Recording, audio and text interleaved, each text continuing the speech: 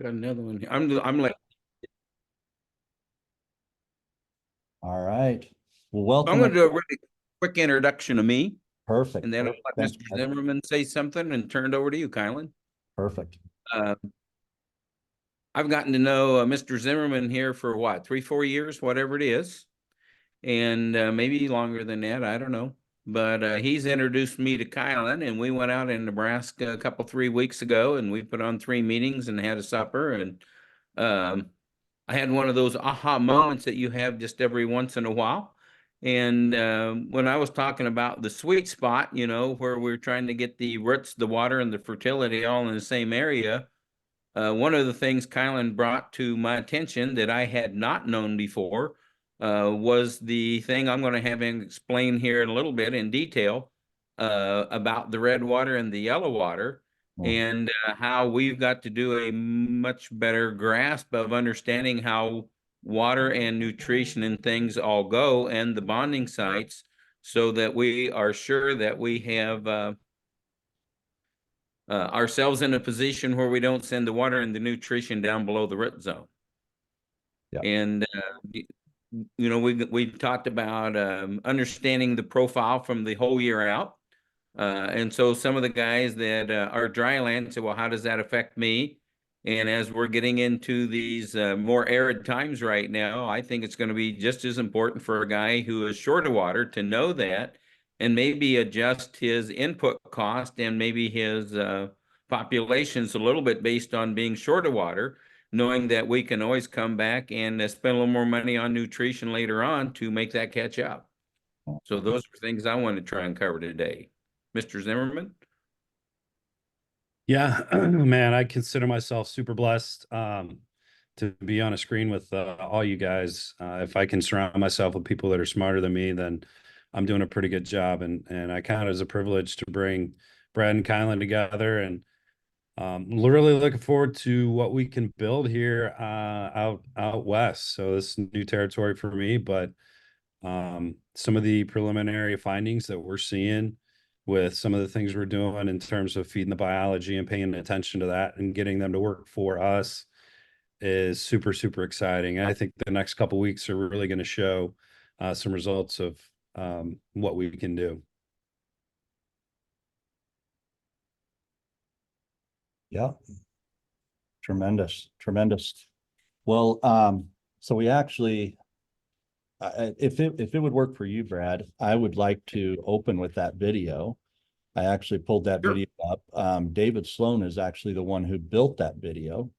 So if it would work for everyone, let's start with that. I think that's a great opener to kind of an eye opener on how water infiltrates the soil. And it's one of those things that's simple. We learn it in the classroom. We know that water doesn't connect to water. Water connects to soil particles, but it's also something that I think we can definitely learn from in just a visual aspect here. So David, would you like to be available and kind of talk through this video as we play it? Sure. Does it not have the audio? Well, it probably does, but you're here. So not every day that we get to have you here. So if you're willing, we'll just kind of walk through this. We'll see if it plays. I don't think you guys can hear it, but you can kind of explain this, David, if you mind. Okay, so this was just bagged soil. It was a siltloam soil, but it came from the hardware store, and I dried it in the oven and just put it through a colander and dried it out. It's red dye going on the top, and I let it sit for about 30 minutes just to sort of soak in. But I purposely only half filled the pot with red dye. Now there's yellow dye coming on. It's just water with food coloring in it. And so you can see that starting to pond on the surface, and it soaks through. It took about an hour and 15 minutes. That's an 8-inch diameter pot. So it's not that large, but it certainly took a while. I didn't pack it other than just tapping, filling the pot and kind of banging it on the ground, kind of lifting it and dropping it. But you can see the water's now, the wetting front's moving through. And what's happening is the water is sticking to the surface of the soil particles. And so all of the red dye stuck to the particles higher up in the pot, and the yellow dye is running past that and wetting up the layers below that. So what comes out the bottom is actually yellow and not red. And you can see that yellow is still ponded on the surface. And when we start to see water coming out the bottom, it's yellow. So what I wanted to prove is that water runs through wet soil. So on dry soil, the first water on is actually tightly held. Water sticks to the surface of the soil particles, and then water binds to water and gravity takes over and it takes it to the next layer. So incidentally, once it's fully wet and it's at field capacity, I came back to this same pot, it's a different video, and put clear water on the top. But once it was fully wet, you get hydraulic flow. And so the water on the top pushed, even though it's clear, it didn't run through, it just pushed the water through. But there's, depending on the starting soil moisture condition, you get different things happening in the soil. But has a lot of bearing on the starting moisture condition really determines how you want to fertilize. Mhm. So if the soil is fully wet, it's going to run through. Now, if it's saturated, it'll do different things. But if it's well-structured soil, then that, like a potted plant, you can have a pot that's at field capacity and pour liquid on the top, and it'll go straight through and out the bottom, and it won't stick. Yep.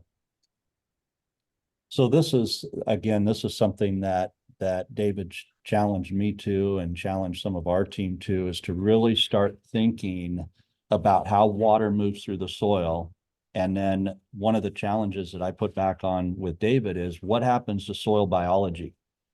What happens to the soil structure? What is it, what's happening in that soil profile as we irrigate, as we get excess rain, as different things are happening? Are we improving or are we declining the soil condition? And anytime that we add water, especially if we add water mechanically with things such as irrigation or drip irrigation, center pivot irrigation, there's two things that we really have to think about. Number one is water quality. What is the water quality that's going into that soil? Is that going to enhance, or is it going to decline our biological activity? Is it going to improve it? Is it going to hinder it? Those are all things we want to think about. And then the water quantity, we have to think about the water quantity and say, is the amount of water that I'm putting on at the time that I'm putting water on, does it actually make sense to, once again, improve the soil condition or improve the activity that's happening in that soil profile, or is it hindering it? And those are things that we have to make decisions on. Just putting water on to put water on isn't the right necessarily approach. So one of the things I've learned in the irrigation space is timing. Timing of water is probably more critical than anything else that we can actually do. And if you would indulge me, I'd like to share just a few minutes of some presentation here that I've worked on over the years. I'm just going to keep it in a very, very generic fashion here so you guys can kind of see what's going on.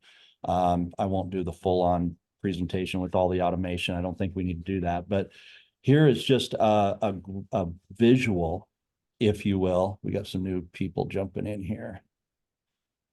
Just a quick visual of the growing season. And in this visual, you can see where the water is actually being pulled from as a plant grows. So it makes sense when a plant is very, very small that we pull the majority of our soil. 100% of our soil, of our moisture, will actually come out of the top 1 foot of the soil profile. That's what this is saying. And 100% of our water comes out of the top foot, which we expect, right? The plants are small, the roots are small. Everything that plant pulls out of the profile comes from the 1 foot level. As our plants grow, we get up to that V12, V15 stage. About 4% of the water is starting to come out of that 2nd foot. And those roots just continue to grow down. This is the way nature intended it, is that nature intended roots to grow down and seek out water, which in essence is drying down the upper profile as the roots are seeking that deeper water. It's intended this way. We want roots to go deep. That's the whole objective in planting a crop, is to get a big fruit. And if we want a big fruit, we have to get deep roots. Deep roots are really, really critical. So this graph is really just showing us, as those roots go deeper, we're developing a taller plant, a stronger plant, hopefully a healthier plant. By the time we get to that stage, that's very, very critical. You can see I have it circled here as a very critical stage. That pollination period, about 30% of our water is coming out of that second profile. That's basically a 12 to 24 inch profile. That's very, very critical, because we have to be able to support the plant as it goes into pollination. The only reason we're planting a seed is so it will reproduce. So understanding that there's a big amount of water, there's a large percentage of water coming out of that second foot, that's very, very critical. But there's even a more critical element, and that is this third stage. When we're going through reproduction in a corn crop, for example, we're actually putting on more water, or taking up more water through the plant than we can actually apply in an average center pivot or in an average irrigation system. That deep root system, even though it's only pulling 20% of that water out of that deep profile, that 20% is priceless to a highly profitable crop. So that soil structure, soil biology, the soil elements themselves, the better that is, the better the root system is growing, the stronger the plants are getting. That 20% can be freely available to a plant, even though it's not a lot of water at that point in the percentage of things. It's critical water. It's critical water at that time of year. And especially if you're dealing with any type of water quality issues, that deep root is even more important, because that's where your rainwater is going to be. That's where you're going to have fresh water. It's going to be those different elements. Now, what David just showed us in that video, as that topsoil dries down, we put new water on. Some of that water is going to attach. Other aspects of that water is going to go through the profile. We have to learn what that actually looks like. So I wanted to share with you guys a couple of graphs that do show those details. That's here. This is actually how a soil sensor works, and how we can see the data and see how the root zone actually changes. The way a soil sensor works, and this is actually a Centec sensor. It's one that we use in seasonal installs. So this is all soil sensors are very much the same. It's kind of like Case and John Deere. They're all very similar. They're just different brands, but they all very much work the same way.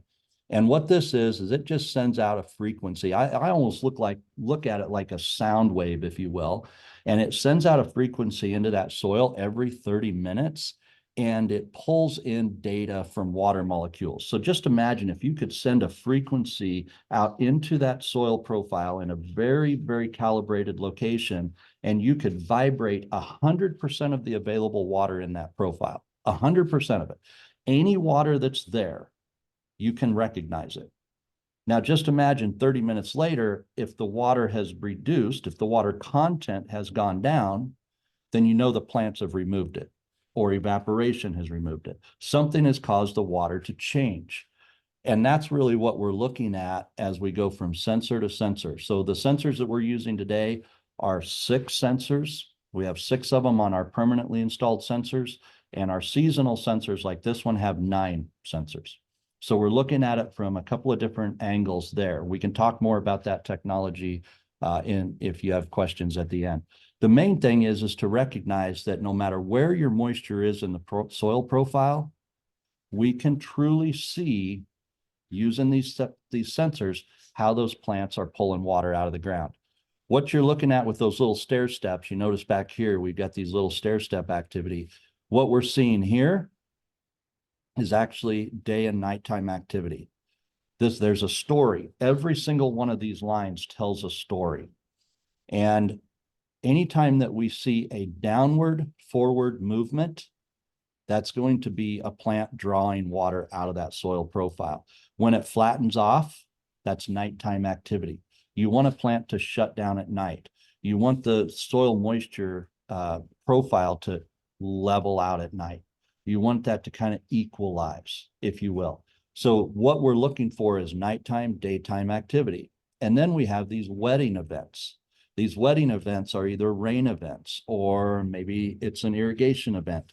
But we're looking for a wetting event that recharges that soil profile, but it doesn't recharge it to the point where we have nighttime drainage. We have, activity that's going to be negative to the plant. That's what we're looking for. So reality is, while we're maybe measuring soil moisture with these sensors, with the stair steps, with the data coming out of it, we're actually managing the plant. We're managing how the plants are responding. We're tracking how the plants respond so that we know to put on more water, less water, get our timing right with the water. If it's rain, we can't control it, but we can definitely identify the effect of that rain on those plants so we can identify what changes need to happen. As that plant is growing, remember in that first graph, we talked about some of the root zone growing down through the season as it matures. Well, here we can see, using different sensors, we can see when the roots are active at the top sensor. Maybe this is 8 inches. And then maybe the next sensor is there at 12 or 14 inches. We can start to see, as the roots develop into the root zone, exactly where the roots are pulling water at. So we can see how deep those roots are going at any given time. That's very, very, very important. Before we get into that pollination stage, you want to have 24 to 30 inch roots to make sure you can pull in some of that deep water. That deep water is critical as we're going through reproduction, as we're going through ear fill. That's a very, very critical stage. Now, going back to what David showed us on that video, where water infiltrates through the soil, there's also an element here that we can think about: how deep do we want water to penetrate? Water penetration down into the root zone is critical. So you'll see here that we can actually identify how deep water goes into the root zone based on our timing of application, the wetness of the soil, and we want to learn how to push water deep. By using irrigation timing, we can push water deeper into the profile to prepare that deep root zone for a healthy reproduction period. There's probably nothing more important with irrigation than getting our timing right. If we can get the timing right and push water deep, we can do it without removing all the oxygen, without hindering soil biology. We can do it right and keep the soil very, very healthy while these plants are growing. But if we just are guessing on the irrigation, if we're just guessing on where our roots are, we're guessing on where the water is actually going, we have no idea what we're doing to soil biology, to oxygen levels, to plant water availability. There's so many things that we don't know if we don't have eyes below the ground. If we don't have sensor technology below the ground to watch what the plants are doing, we're going to guess. And when we're guessing, a lot of times what we'll do is we will guess over how much we need. We'll guess on, an every 3-day circle with the center pivot, or maybe, an every other day event with, drip irrigation. We may or may not be right. So if we don't know what those plants are doing, we don't know how deep the roots truly are, the available roots, the active roots, if we don't really know, we're going to guess. And what we have found, David and I have found, is when we guess, we over apply water, we unintentionally saturate. Saturated water kills soil biology, it removes oxygen, and unintentionally, this is what I found, it's not an intentional action, but unintentionally we'll over irrigate when we're guessing. And that has been a huge, huge problem. So that's really why we look at soil sensors today. The uniqueness about what we're actually doing now in working with a lot of the work that David is doing is we're actually now looking much deeper into the root zone on a continuous basis. So instead of just having a sensor in the ground during the growing season, we now have technology that allows us to see what the root zone is doing even when there's no crop in the ground. If you're involved in regenerative agriculture, in soil health, in any of those things that you want to know, you don't want to just guess, but you want to know the impact of rain events, snow recharge, winter recharge. You want to know how that soil structure is responding as those plants grow. We now have technology that allows us to have sensors in the ground 365 days a year, pulling information every 30 minutes to an hour, and we can see all those events throughout the growing season. It's absolutely critical if you want to improve your soil structure for the long term. If you want to improve your manufacturing facility, which is your soil, knowing what that soil is doing in the off season is just as important as the in season. If you're using cover crops, things of that nature, you want to know how your soil profiles are responding to all these different weather events. And that's why we've got this technology now that allows us to do management of the soil profile for the long term. One of the things that we've noticed down in Texas with cotton, or even southern Nebraska, southwest Nebraska, where it's really dry, we're starting to see that the impact of cotton, soybeans, these other, what is oftentimes considered a low water use crop, they may not use as much water in season, like when we're actually irrigating, but the way the root structures are designed, they'll actually pull a lot more water out of the ground than corn will. If you look at this as an example, corn and soybean graphs, the soybeans were drawing out a lot more water late in the season. I started recognizing that in 2012 after the drought in Nebraska. In 2013, the soil profile was a lot drier. So the way that we had to recharge the soil profiles with irrigation, the decisions that we made for dry land were a lot different because we knew following soybeans, we were going to be a lot drier. So that caused us to make different decisions. And again, if you think about it from a conservation, long-term planning, all of these things, knowing that information was critical. So as we move forward, we actually want to continue to learn more and more and more, not just about timing irrigation, but timing all of our inputs, timing nitrogen management, timing nitrogen application. If we're a rain-fed farming like we are out in Illinois and Indiana and places of that nature, we want to know what our moisture profile looks like going into any given season so that we can make decisions early on with purchasing.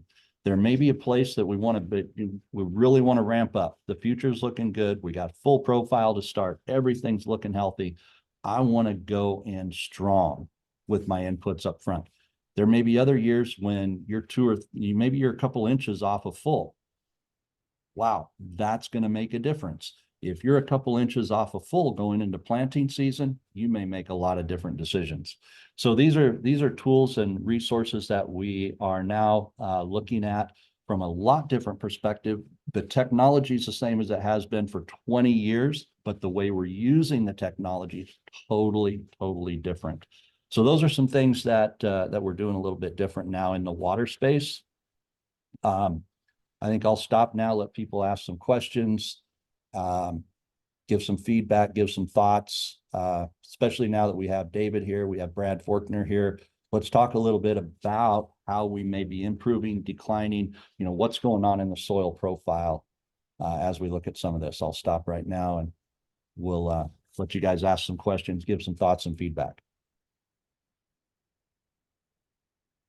Kylan, did you catch Dave Kleinschmidt's chat for his question?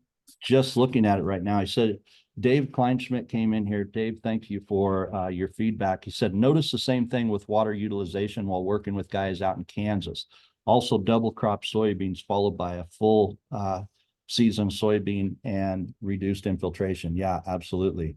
Double cropping is another thing that we have to really think about if you're going to be managing that soil profile. You want to be thinking long term. You want to be thinking about all your inputs, input availability. One of the things we talk a lot about is nutrient utilization, not just application. If a farmer really, really wants to make money, a farmer making money focused on profit will focus on nutrient utilization as probably more so, a lot more so than they will on nutrient application. The industry as a whole focuses on application, variable rate fertilizer, variable rate this, blah, blah, blah. It's all about application, but utilization makes farmers money. So those are things that we really look at using water to say, are we making nutrients available? Do we have a root zone that makes nutrients available? Are we doing what we need to do? So yeah, double cropping, Dave, that's a really, really great point to think about. Okay, any other thoughts, comments? Feel free to unmute. Let's jump into it. Quick comment, Mark Dodd. I can see this also be a part of an open API in other databases. So we can verify our management decisions and also verify products. It's about water cycling and carbon cycling, because I think those two issues is all stems from soil health, and we're all trying to get to the same goal, and we really got to benchmark our data. That's great. So what was it that, as you were watching some of this, Mark, as you started to get those thoughts, what was kind of driving your thoughts as you watched through this? How are you thinking we can do that and pull it off? Let's talk offline. Okay. Very good. Very good. Yeah, I'd love to. Okay. That'd be great. All right. Any other thoughts or comments? There's several people on here I know fairly well. David, go ahead. Yeah, I was just going to say that not only are we measuring soil moisture, but we're measuring soil temperature as well. And so I've worked with researchers looking at soil biology and looking at soil temperature in the root zone and how that can vary. I mean, we had shallow sensors, we're looking at 4 inches, and how just the height the cutter bar was set on a wheat stubble, and whether it was using a stripper, so the stubble was tall, versus cutting it off, I don't know, 18 inches versus cutting it off at 6 inches, and made a big difference in the soil temperature over the winter. This was in Texas, Tulia, Texas, and we found that just a diurnal fluctuation. So when you had no cover, the soil got really cold and it got really hot. We're not talking a lot. It was probably about a 6 degree Fahrenheit difference between that and a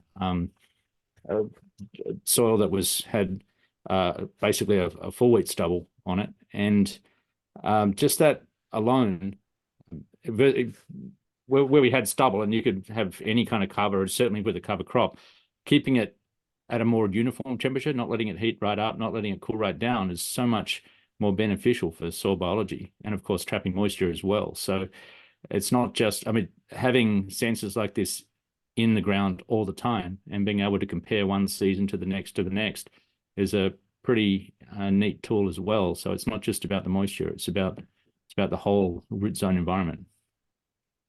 And the fact that we're not moving things means that you can do a comparison from season to season, because the sensor never moves. So you can compare long-term soil changes. Yeah. No, that's really good. We did have a question come in here. David Sloan, this might be a good one for you. Brittany, I don't know if you're still on.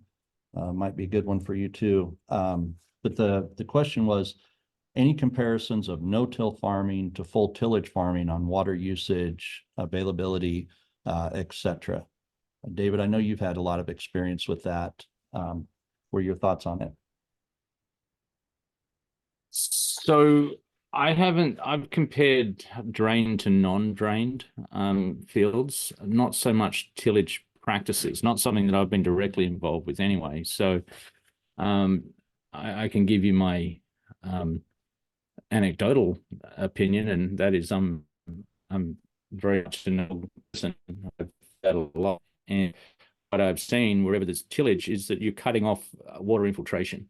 And so where people have gone to strip till or no till, just from a pro point of view. So when I said I haven't seen it as a study, I've seen it out there in the wild, so to speak, where people who are practicing no till can get water to penetrate like 3 or 4 feet down, where somebody that's tilled the soil can't get it to penetrate past the tilled layer.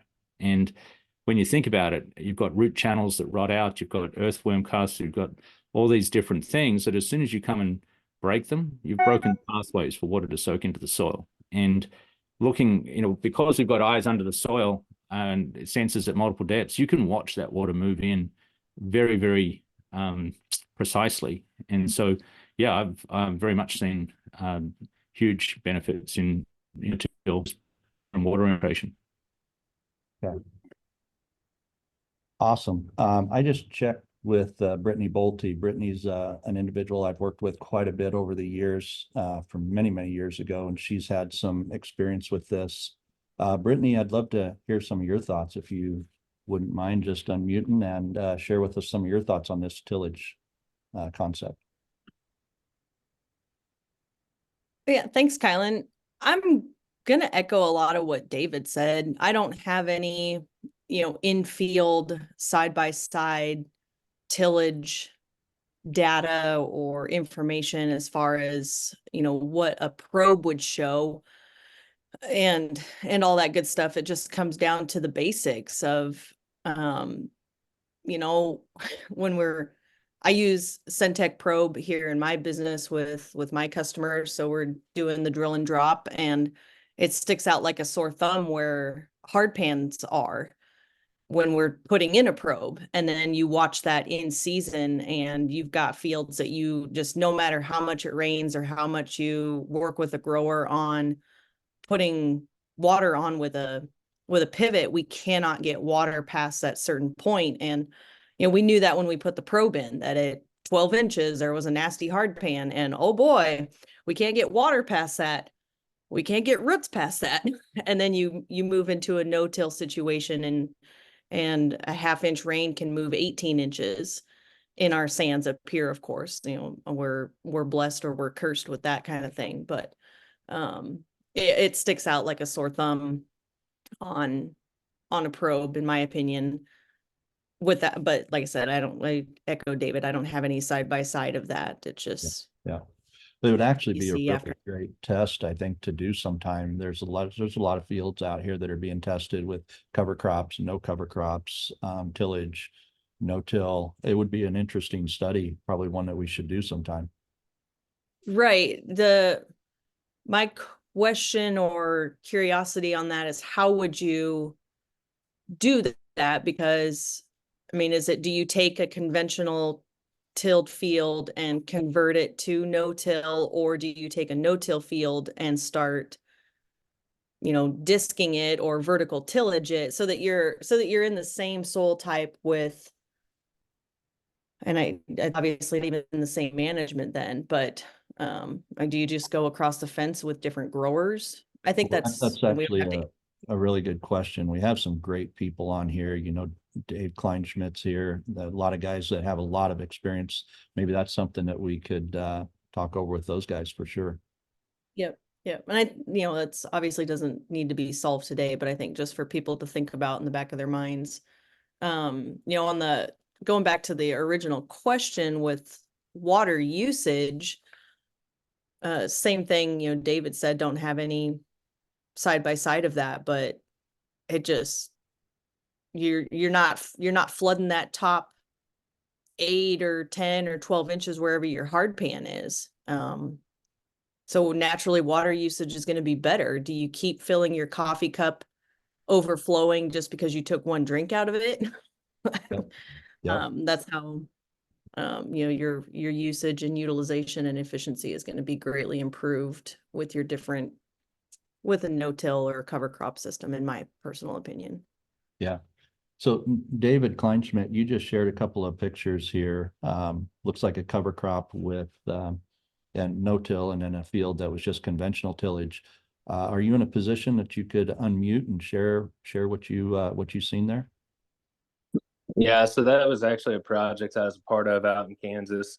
There's a soybean field, and obviously in Kansas they're pretty dry, as you can tell in that. But the field that had been worked had actually very little infiltration, same amount of rain, and that was, I can't remember how much rain that was at that time. I'd have to look at that picture again, see if it shows. But yeah, there's comparing the no-till with cover crops infiltration, and the depth of infiltration was considerably a lot more on that. So, you know, it's not just how much rain we get, but how much rain we can keep in our soils.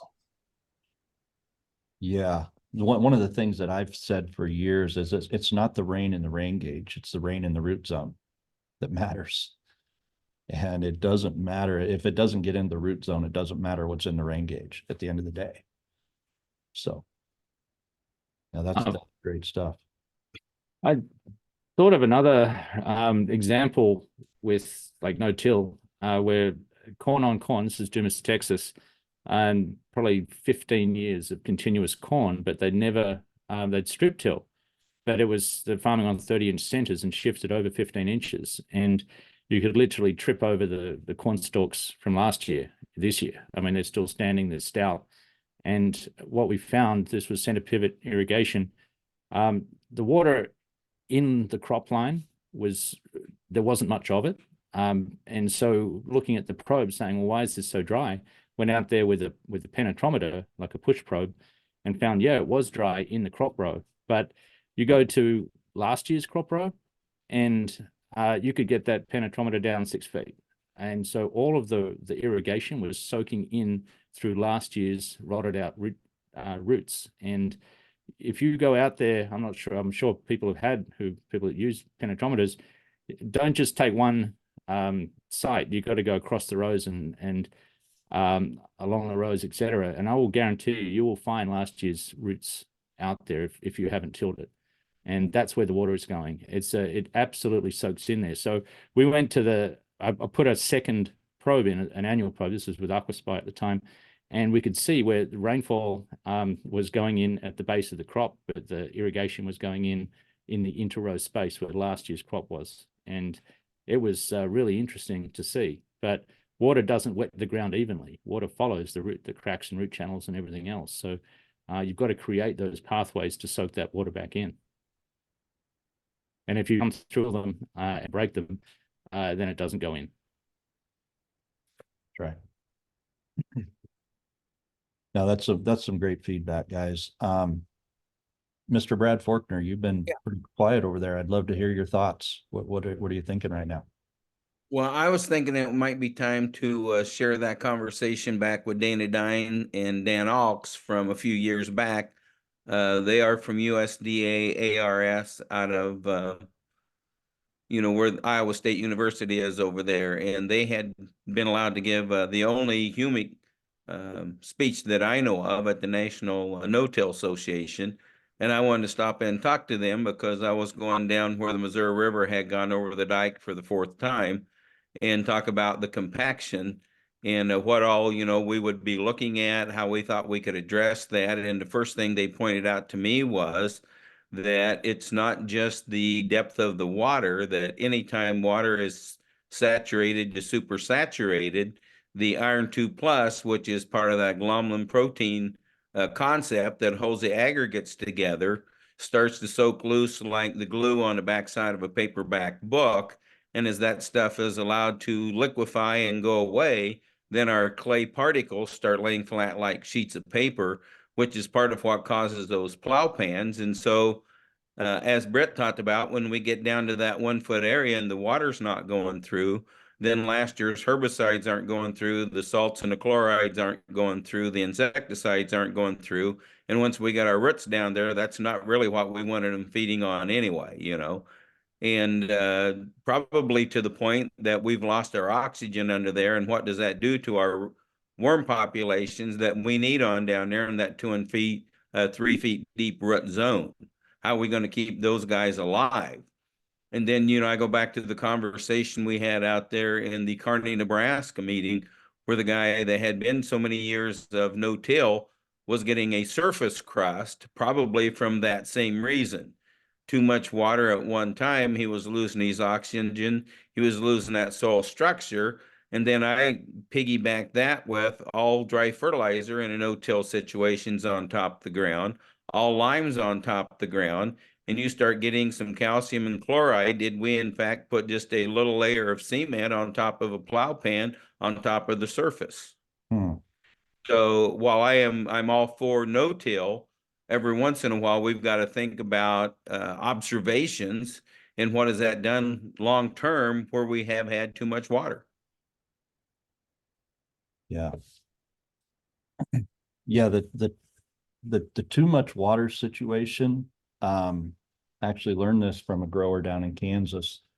He was talking with me about water induced compaction, and too much water in those scenarios, very similar to what you're talking about, Brad. And we don't think about that near enough. To be honest, we have to think about the excess water situation. And when I look at it as, when we're playing God, which we get the opportunity to do when we're irrigating, if we don't get rain from nature, then we get to push the start button. And that's something we have to take very, very seriously. It's a privilege to be able to do that. So David just put a note in here. Tile drains are great for relieving water logging, but they can also drain too much water from the field. Late in the season, craft can form over the drain and storms can run through and out the drains. I was responding to a specific question there. Oh, gotcha. Tile drains. Gotcha. So, Gotcha. Sorry. Yeah. I missed that one. The chat's been quite active. So It's been great. Love it. So Brad Forkner, what's the next thing? What are some things we really have to be, aware of as we're thinking about the soil health conditions? We're thinking about one of the things I talked about with one of our clients earlier was a wealthy soil. Wealthy soil versus just a healthy soil is soil that's well, it's conditioned well, it's happy. Wealth is a combination of health and wellness. And it's something that we have to intentionally be able to do. And if we're going to have wealthy soil, not just, that healthy soil is one thing, but wealthy soil, the ability to produce and actually create something, what are some things that we really, really need to think about as a whole, as we look at root development, water management, things of that nature? So when we talk about the soil health, I'm going to take us clear down to the Rio Grande Valley for a minute. When we went down to plant onions about 12 weeks ago, and we were at 100 degrees atmosphere, feels like 108, but our soil surface was 125. Oh, wow. And David alluded just a little bit to that in the difference in the height of the wheat, as we got up into Northwest Texas and those things.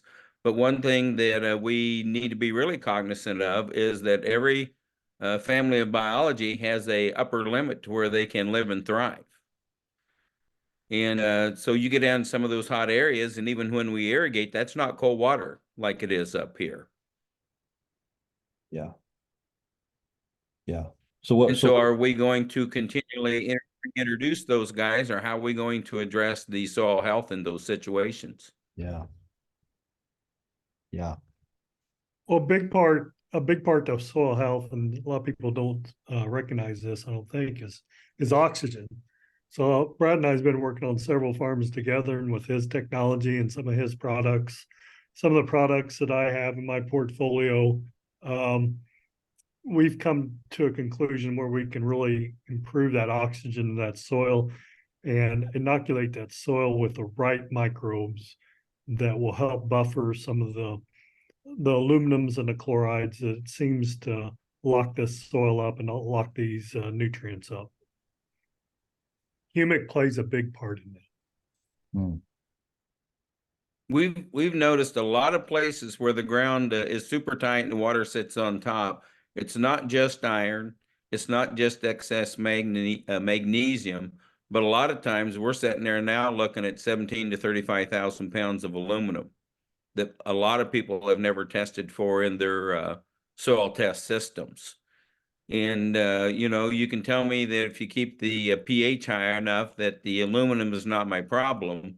As far as getting into the plant, I'll agree with you, but as far as making my ground tight, it does.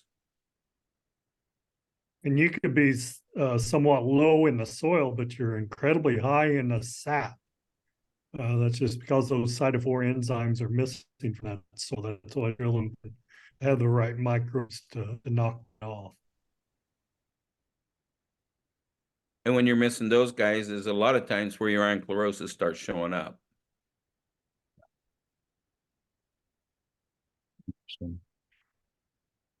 Yeah, good insight, good insight.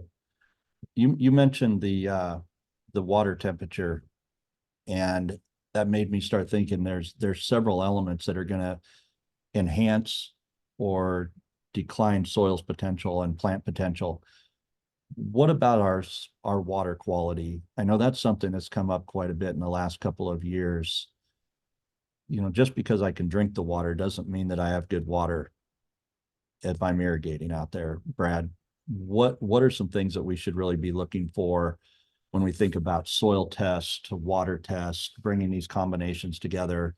What are some things that a farmer should be thinking about right now in terms of water quality? I was looking to see if we had Mike Skinner on here because that's one of the things that I am working with his company on. Aqueous, who is making the product that we're calling Growthful, which is a combination of sulfuric acid and water, making the hydronium molecule, which is a massive release of the hydrogens. And hydrogens, you know, are helping us to address some of the high pH problems that we have in there. And too many times when I look at a soil test and I look at the base saturation, my hydrogen is sitting there on a 0. And if we have no hydrogens in there, how are we going to, you know, what's going to help us bust some of these things loose? Mark talked about my humics a while ago. If I can have some dry humic base down, then we can take these hydronium molecules or this excess hydrogen and break some of these things loose because of that amphoteric possibilities that we have with the humics. They can grab a hold of excess anions or cations, stabilize those. Now we can start shrinking the size of the clay colloid. Now we can start getting the air, water enriched to penetrate better. And when the exudates come out, it's more favorable for the worms and my biology. Excellent, excellent. All right, what questions do we have from our audience? I'd love to have you guys share some of your thoughts or give us questions. Bring us Lee questions. Roberts, haven't heard out of you. Would you like to say something?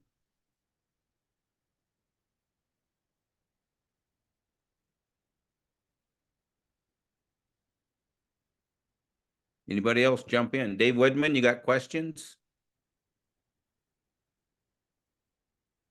Kyle Mann, you got questions? I just got unmuted.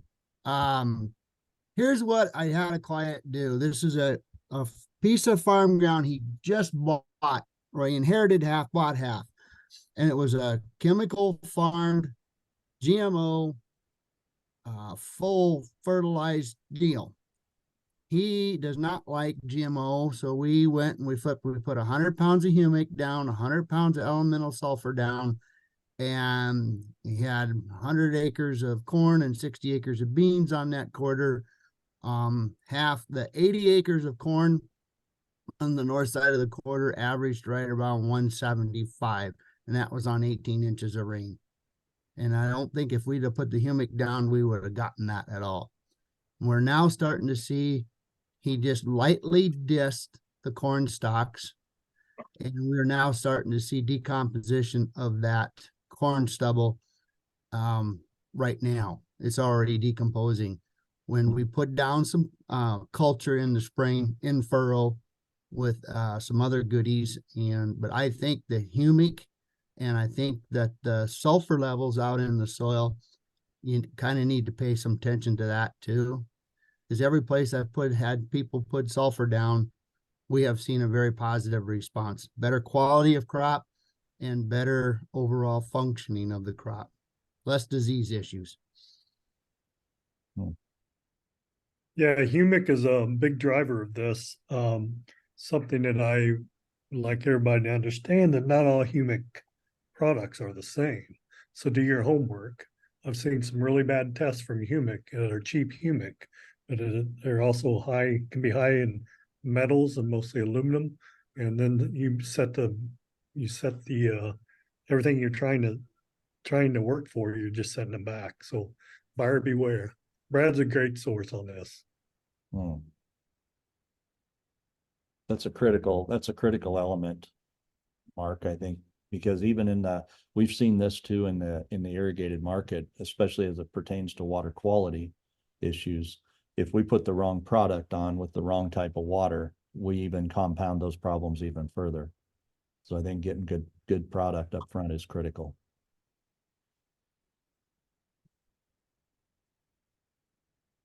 Right. Anybody else have some thoughts or comments? We're down to the last few minutes here.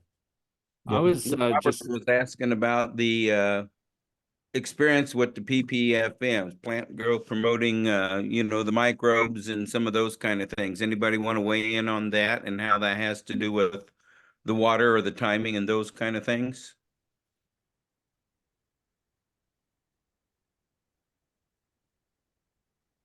Sure. David, you have any thoughts on that? not on that. I was just going to address something that was put in the chat, but I don't want to. It's well, somebody, Andrew asked about organic cropping systems and tillage, and I guess by looking at weed control, I'm guessing so you need to till to that's what I'm reading into that. There's some guys down in Texas near Spearman who have been very successfully using a roller crimper. And so they've actually gone away from, it's a no-till system, but it's organic. And how do they keep the weeds down? They grow a really dense annual ryegrass cover crop. It's, waist high. And then come through with a roller crimper and then plant corn into it. And the mat that they create is so thick that nothing survives that. It traps a lot of moisture. And what they've found, they're investing water. They've got, pretty strict allocation, but they're investing water in the ryegrass, and they're actually seeing huge savings on the corn crop. And so net, no extra water. In fact, they're probably saving some, but they're able to keep the weeds down and do it, organically. So no chemicals, and actually really helping their soil biology because it's living roots the whole way through. They don't get frosted out or frozen ground. So it's a really neat system, but that was just an answer to the question on the chat. But they were really surprised that they were seeing such huge savings from covering the ground. Of course, that it's northeastern part of the Panhandle, but it's still arid and it's still windy, and they're getting such huge efficiency gains from the irrigation that from that mat of ryegrass, that they're really saving a huge amount of water, which they're able to invest probably 6 inches in getting that ryegrass up and going. Yeah. Interestingly enough, David, to follow up with that, there's a farmer that I work with in Nebraska that really, he started companion cropping many, many, many years ago as a mode of action to fight some of the weed resistance that he was having. And the byproduct of that, learning how to really, ramp up alternative modes, natural modes of action against weed pressure, he found that he was getting a lot of water savings, a tremendous amount of water savings by doing that. And it doesn't make sense, but when you go back to nature, it really, it was making a big difference in the way the water was available to the cash crop. So I think it's something that we have to really take seriously. Something we observed in kind of the western part of Illinois was when we had large presence of a water hemp, which would be the cousin to redwood pigweed, which would be the cousin to Palmer amaranth. Those things are desert-derived anaerobes. And so once we get the oxygen back in the soil, and we were doing that partially with some compost teas and things, we saw about a 20% reduction in the weed pressure in there with no change in the chemistry, other than we got oxygen back in the soil. Mm. And so we were changing the climate to be pro crop instead of pro weed. Very good. There's a big difference there. So Brad, when you say you're just building that fungal community, because we know that building that fungal community really suppresses a lot of weeds. Certainly Yep. does take oxygen to do that. Yeah. And that's where some of these things, like the fish products that are good fungi food, come in. Everybody says it stinks. Well, it does, but it's also a wonderful food source for my fungal colonies to get them up and running, because when we overuse sugar, sugar blows up massively the population of the bacteria, which steal a lot of my oxygen. That's why I'm not a massive sugar lover.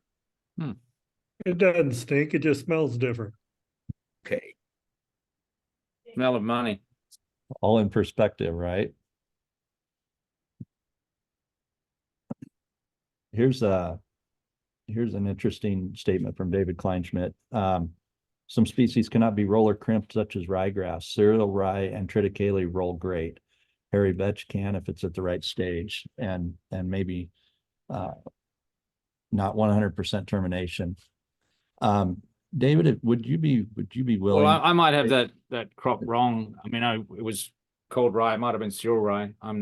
So I'm not going to vouch for that 100%, but I saw pictures of it, and it was very tall, very dense, and it roller crimped beautifully. So I saw one of the videos. It was pretty amazing what they did down there. But David Kleinschmidt, if you were available to unmute, I'm sure you've seen probably some pros and cons to that approach. You've probably seen some water conservation that really, really worked in areas that it didn't. Would you be able to take just a few minutes, maybe share some of your experience with that and where it's worked and where it hasn't? Yeah, so on the organic side of things, it can be a tool, but it's not 100% always, which can become a very huge challenge if you're going back in to try to row crop cultivate a cover crop that you rolled down. It's a nightmare almost. As far as what I've noticed with it, in a conventional type system where we're still using, herbicides and everything, I'm using all the tools in my toolbox. If you want to call me regenerative or not, I don't care. But what I've noticed with it is, yes, it keeps that ground much cooler below that residue when we are able to actually roll and crimp it. Middle of summer, it could be the soil surface temperature on bare ground 120, 130, and you pull back that residue and it's in the 70s and up or lower 80s. So we're keeping that temperature right for the microbes. We're retaining more moisture. We're not losing it to evaporation. The other thing I noticed is the nutrient cycling out of that cover crop when it is on the soil surface itself. I mean, it's right there where the microbes are in the soil. So not only does every rainfall event or irrigation help to release some of those nutrients, mineralize some of those out, but also because it's right there with the microbes, they're able to help break it down quicker.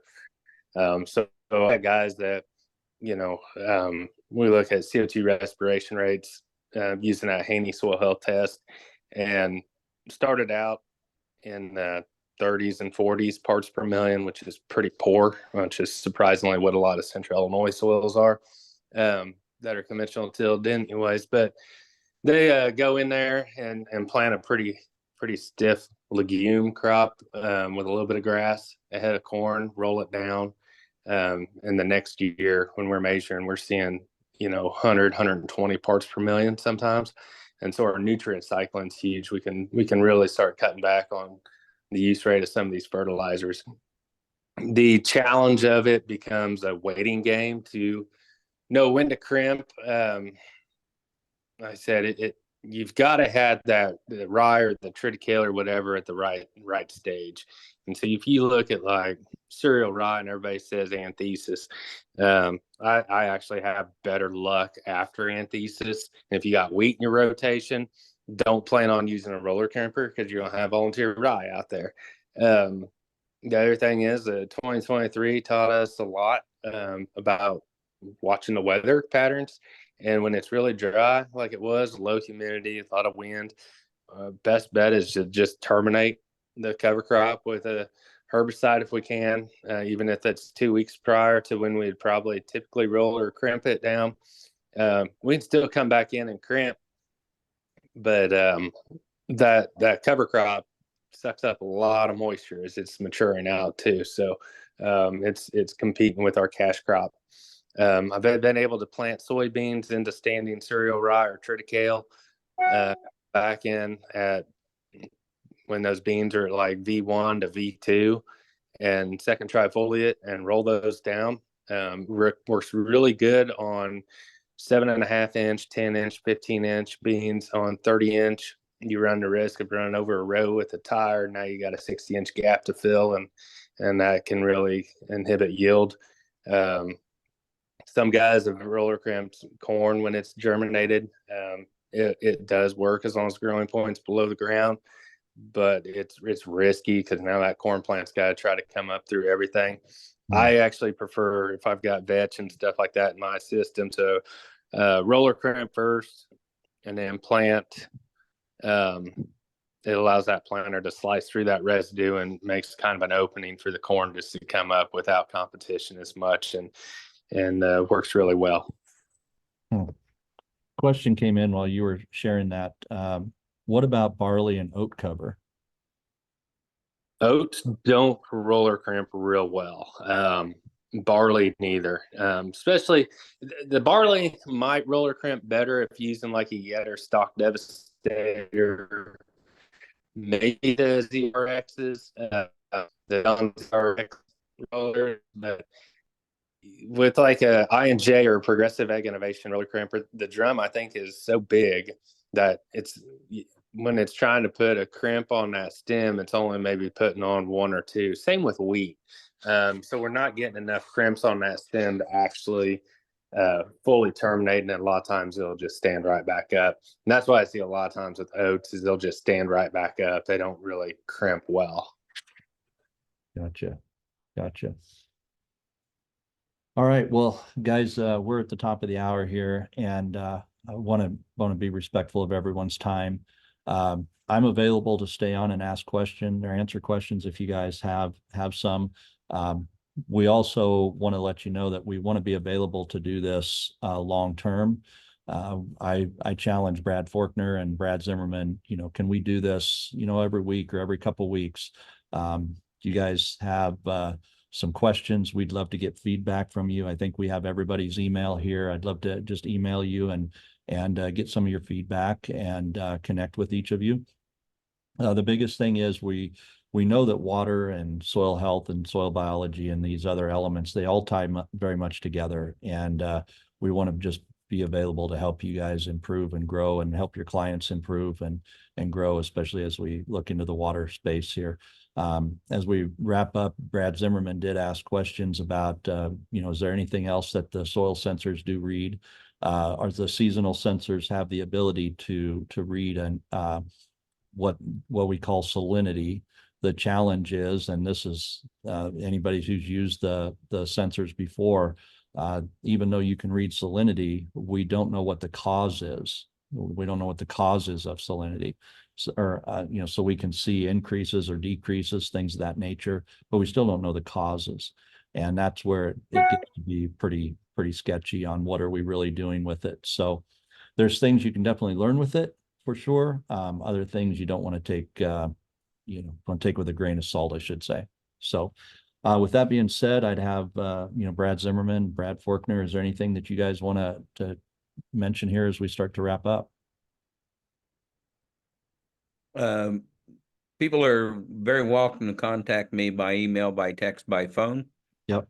I'll answer all the questions that I can, or else tell you that one of us needs to do a little research.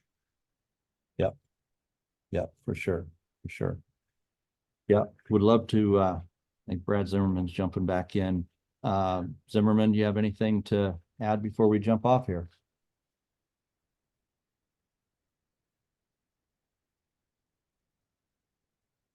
Not? Okay. Well, yeah, we'll be in touch. We'll be doing more of these throughout the spring here, as we start going into the summer. Definitely want to be available. David Sloan, myself, Brittany Bolte, like I said, she's on here. We had a lot of people on here that have some experience with water. We want to be available to help serve the community here. So I'd love to bring a community together and see what we can do to grow and help each other and see where we can take this. So that's kind of our objective. Find the metrics we need to measure and some different places across country. Let's do that. I have access to one of the leaf scanners. Mixed results. I know Dave had a couple of them out there one day and they weren't completely consistent with each other. So I am going to be working on some of that. Sample the leaf, take it straight to the lab, see what the correlations might be. And once we are more comfortable with some of those, I want to do things like get a base history on some of these fields, come back in with an amendment and give them a few days to get through the leaf and inside, and then come back and find out, which company's products, which chelation methods or whatever, get most things inside the plants, because most of us don't really care which company we represent. We're representing the way for everybody to make a living efficiently, stand money, raise all the economical bushels and then quit. Yep. Yeah. All right. Well, very good. Very good. I'm anxious to see what you can learn with that scanner. I think that's exciting. It's exciting technology. So anxious to do that. So. All right. Well, very much, guys. Appreciate it. We'll be in here a couple of weeks from now. We'll schedule another event, bring people to it. We'll have some more focused content on the water side. I'll probably have David Sloan put some things together. He's actually working on some material now around some of the signatures, the data signatures you want to watch with water management. So we might have some signatures that we can touch on from a soil health perspective. So we'll take a look at some of that and keep these conversations moving forward. So shoot us your questions and we'll do our best to answer them. So until next time, thank you, everyone, and blessings to everybody.